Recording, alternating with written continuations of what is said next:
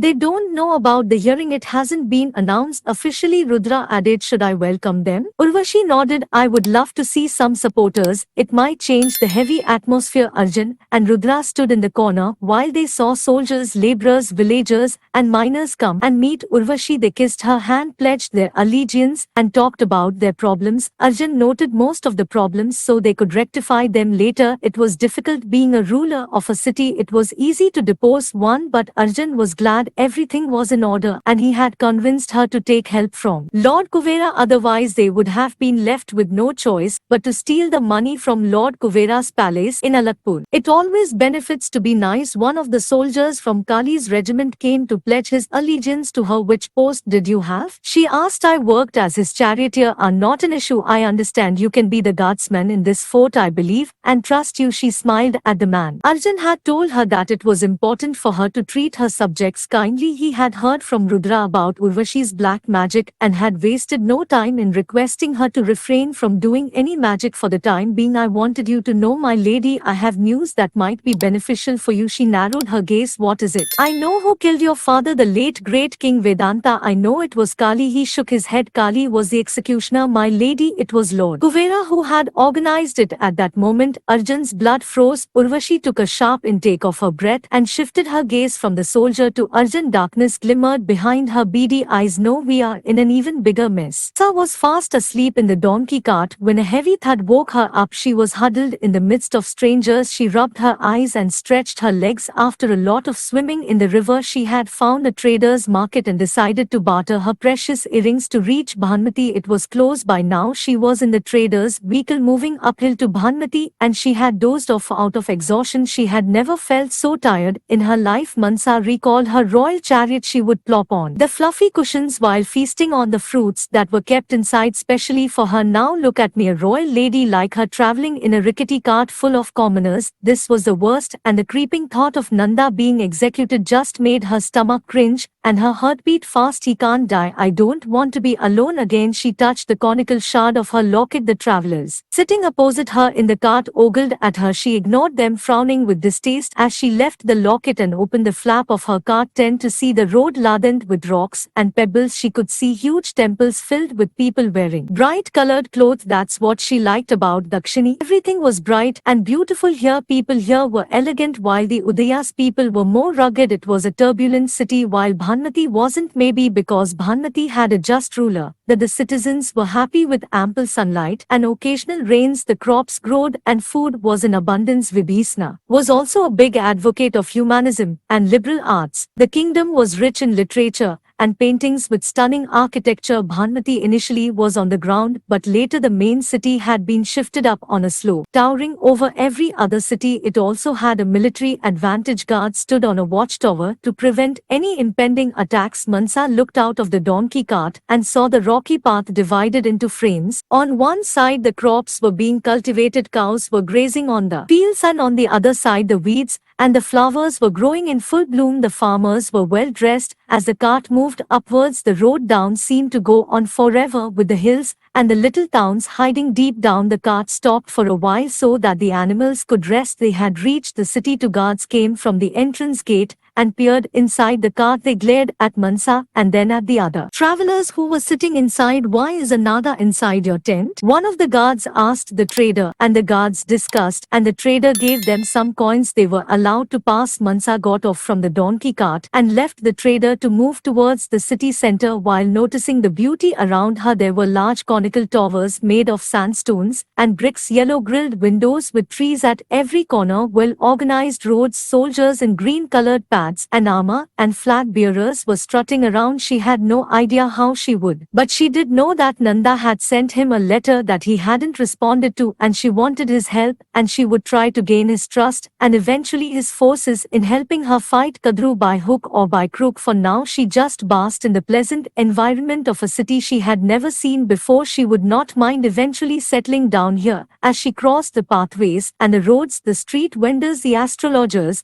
and the singers she saw a small building in the corner. It was deep green color with a little bit of teal splashed over the smell of food and songs in the background with the brisk steps of the civilians gave a certain flavor to the place. The building nonetheless belonged to Lord Vibhisna. The people lived in simple homes here. Kings in Udayas believed in having castles and forts with well-guarded battlements, but the Dakshini king was different. He had a cozy place with soldiers walking around casually. Small buildings housing the ministers surrounded Lord Vibhishna's home. She reached the guards and told them her name. I am Lady Mansa, brother of late Lord Vasuki from Nagpuri. But before the guards could go inside and inform their king, someone from the window shouted, "Oi!" Mansa looked up to see a burly old man. He was bald, had a freckled face, big beady eyes, and a small mouth. He had a broad smile on his face. This man was Lord Vibhisna. He was wearing his usual green color. He shouted, he was grinning, and his cheeks turned red with excitement. After a lot of hugs, Mansa was made to sit down. The comfortable royal chairs made her want to doze off again, but she shrugged the feeling off and concentrated on the man who was her childhood friend, her advisor. He was the only Manav in Dakshini. Initially the Manavs had ruled over most of the regions, and the tribes had been just nomadic settlements taking a small region for themselves. But when the tribes grew, demanding citizenship, a place in the politics, the Manavs refused. This led to a fight. The only Manav who had sided with the tribes was none other than Vibhisna. Avoiding a war, he made sure that the land was equally divided between the northerners and the southerners. Vibhisna ruled well, but the Tiavan Bialis didn't like a Manav elected their own leaders, abandoning Vibhisna. Some Tiavan Bialis even attacked him. Vibhisna simply retreated, saying, "I won't harm you, leave me with my duties and you can freely attend to your affairs." And since then he hadn't interfered in the tribal matters until his hand was forced. He was now a king in name only, though Mansa knew that he was innately afraid. He had always been afraid, just like his father. His older brother, however, had been different from him. Lord Dushasan, the head of Elam, had converted himself into a Rakshas. Lord Vibhishna had chosen not to join Kali's campaign against the Tiavan Bialis. He didn't want to associate himself with such a violent man. His age had caught up with him. Wrinkles lined his face, but his body was still plump. "I'm so glad you are here," Mansa sighed. Her body ached and she felt she would collapse at any moment, but she mustered up her spirit. "I think Nanda told you what has happened." "I know." He got up from his chair. "It's absolutely absurd what is going on. Good heavens." He took a handkerchief and wiped the sweat on his forehead. "What do you plan to do now?" "The question is, what do you plan to do?" "Nothing, my dear. I'm a humble ruler of this small place. You know I do not interfere." "Well, you should. My husband is in danger. He is in Nagpuri and might be executed any moment. Kadru, the so-called cousin of mine, is trying to steal Amrit from the Supans." "That is impossible. Have you seen that? It's like a fortress. Lord Taraksha has done some fine." He gasped. "He is being tricked. It's a long story." She wiped the sweat from her head. She was feeling a little down already. "What will you do?"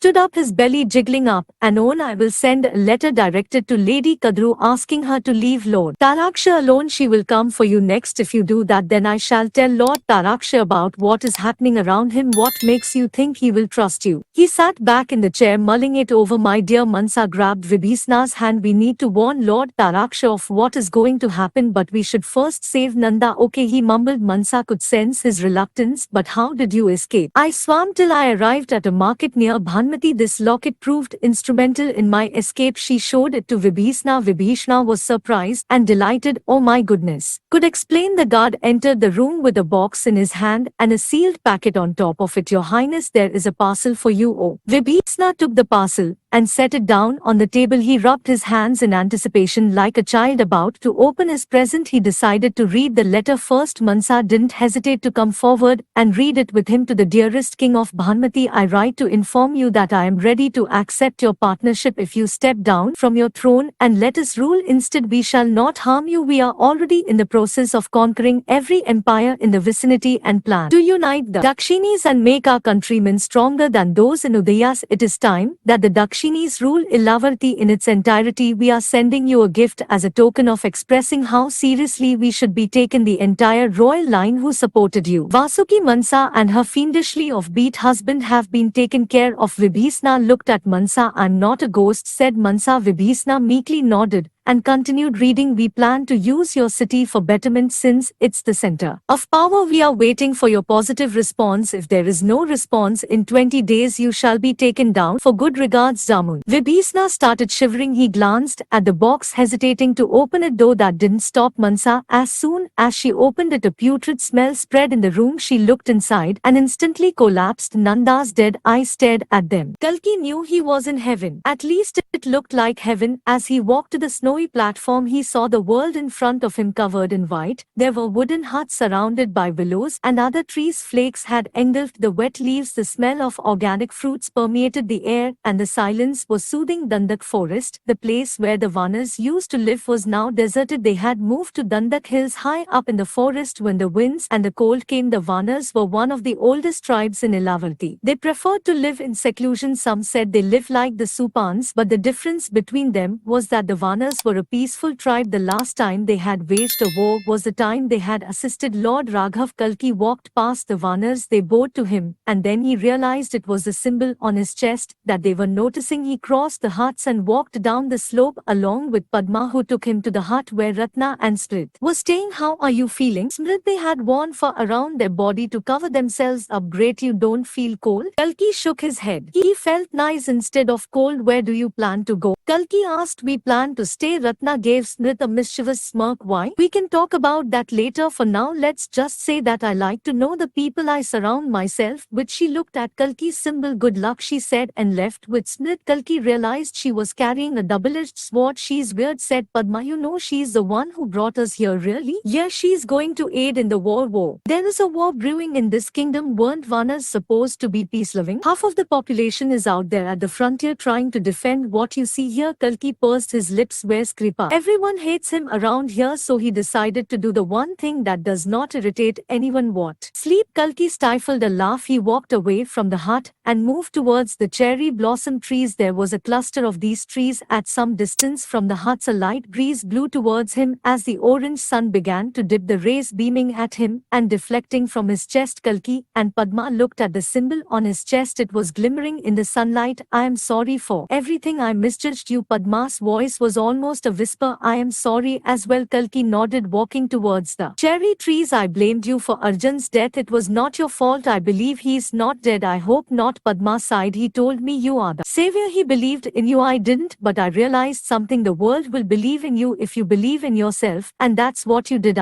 You are right. We fought for so long. I felt it was pointless. I realized while I was dreaming and while I was close to my death that in life you meet certain people and they might not be ideal for you, but they are there for you, and sometimes what matters than being perfect. I have not really seen a lot of good people in this world, Kalki. It kind of made me realize there aren't many. Padma patted him on his back. My father used to say that there is goodness in the world, but there is no ability to realize it within you, and the few that do, they become quite prosperous. Your father is a wise man. I guess speaking of wise men, he is waiting. She pointed to the edge of the plateau where close to the cherry trees someone was hanging from the branch upside down looking at the sun. Lord Bajran? Kalki had goosebumps. Padma nodded. Kalki without any hesitation began to walk towards the plateau. As he saw Lord Bajran, he was clad in a simple grey dhoti with a golden belt around his waist. His chest had been painted red. He had folded his hands and closed his eyes. Kalki also noticed that unlike what people said about them, Vanas didn't have tails at the back. They were furry and resembled monkeys, but they were hairy. Manas. Kalki didn't say anything to Lord Bajran for a few seconds. He just stood there awestruck. The sun began to set, turning the sky orange. A cool breeze made the leaves of the trees dance. Kalki listened to the rustling of the leaves, thinking of what to say to the legend that stood in front of him. She's cute, and I know you are wondering if I have a tail or not, having heard innumerable stories about the might of the great Lord Bajran. Kalki hadn't expected him to say that. I have so many questions. Everyone does, but only few know the answer. He had a heavy voice tinged with honeycomb sweetness but also seeped with the rigidity of a commander, and I am one of the few. And with a slight adjustment he leapt from the branch, somersaulting in the air, letting himself fall on the ground. His arms held on to the snow, and then he stood up on his feet. You are endowed, aren't you? You are going to live forever. Lord Bajran turned to Kalki. His face was impassive. expressive, almond-colored eyes brown far across his cheeks, and a warm face indeed by my very good friend Lord Raghav, who thought it would be better if I live for a long time. You are not what I expected. You thought I was some wise sage. I am not any of them, and all of them. You see, when you are endowed you must hide from the world, letting no one suspect that you will live forever, since it would be considered magic, and magic is something only few believe in. But word spread and my myth increased. I am the person who saved Lady Sita, who assisted Lord Raghav. I am so many things, but slowly those myths died, and I just became like any other ruler ruling his tribe. I live in peace with my people now. He was muscular with thick thighs, a tight chest and burly arms. Walking towards another tree, he jumped on the branch again, but this time to pull out a red fruit. He handed it to Kalki. You should have it. What is it? Something that makes us healthy and strong like Soma. He laughed. You don't know anything about that. I know enough. That's the thing. You and the others think it's Soma that makes you go mad, but it's not true. Lord Raghav consumed a copious amount of Soma, and he never fell ill. Never. Kalki had believed Lord Raghav to be moral and righteous. It was impossible to corrupt someone who was so pious, but he was Dharma, right? The prophecy of Dharma. And Kalki nodded. Let me tell you something. There is no Dharma and Adharma. The concepts are bogus. Lord Raghav and Dushasan took Somas as well, but they used it for what they thought was best. Somas are not evil or good. It's the person. Somas just make you strong. It is up to you to choose your own path, and you know what paths define, right? Kalki shook his head. It was all new to him. Paths are defined by the choices you make as a person. Lord Raghav chose the right path, while Dushasan chose the violent one. It was not because of Somas. Believe me, there's no Dharma and Adharma. Then what am I supposed to be? We live in a world of contradictions, but don't worry, you shall understand everything in time. He patted his shoulder as Kalki ate the ripened fruit, which turned out to be extremely sweet, filling his mouth with juiciness. Then Lord Bajrang looked at his symbol. You know what it is? What? A symbol of Lord Vishnu. He has given you the permission to be his warrior of Dharma. You are finally chosen by him. Wait, I wasn't chosen till now? Kalki narrowed his eyes. No, you weren't. But Spiral, all this time he had thought he had been chosen to fight for the world. But how is this possible? Kripa told me that I was Dharma and I was destined to go to Mahendragiri mountains to learn the ways of an avatar. But now you are saying anyone could have been Dharma and I was not chosen? Lord Bajrang had a smile on his face. Kripa was a liar. He made you think you were Dharma, and that made you want to do things as Dharma. It was the power of belief which he used. The good part is you are chosen now also. Yes, Kripa is not someone one can trust. He betrayed his own brother-in-law to help the opposing faction, causing his sister and his brother-in-law to die. You have no idea what he has done. Kalki couldn't believe what he was hearing. He had had his suspicions about Kripa since he believed he had brought the mlechas who had killed Vishnu, Kalki's father. But I have never had Soma in my life. It was my mother who drank it, and that made me be the Dharma. I don't understand. I thought I had been chosen. How am I so strong then? Lord Bajrang smiled. Who told you about your mother? Kripa. And then it dawned on him, it was all a lie. Is there someone who can teach me the ways of an avatar, or is that a lie as well? There might be some. I don't know about it much, but Kripa has been lying to you ever since you joined him in this cause, and it's all right. It was a necessary lie since he believed that you had the potential to be Dharma. You really believed in the idea that Soma had been passed down to you from your mother. It doesn't work like that. You need to take it directly. Perhaps Kripa slipped you some when you were young, but then how come father knew Kripa? You have a lot of questions to ask him. Honestly, I don't trust him, but he brought you here, so he really believes in whatever is up there in the hills, so you go for it. Lord Bajrang Bega. And to walk away from Kalki and be quick because we don't have much time. Why? There is a rebellion brewing in my tribe, and tomorrow we go to war. Lord Bajrang left Kalki with more questions and less answers. The stars mingled in the nightfall as Kali looked up at the sky, wondering who he was now that he had lost his city. He got up and walked towards the ravine. It was mirroring the sky above. He let his hand feel the current of the bristling water. It was tickling and itching at the same time. He turned when he heard footsteps. Turukti came and stood beside him. How's your leg? She asked. Better. Kali was still using the cane. She was silent for a while as if she was thinking of what to say.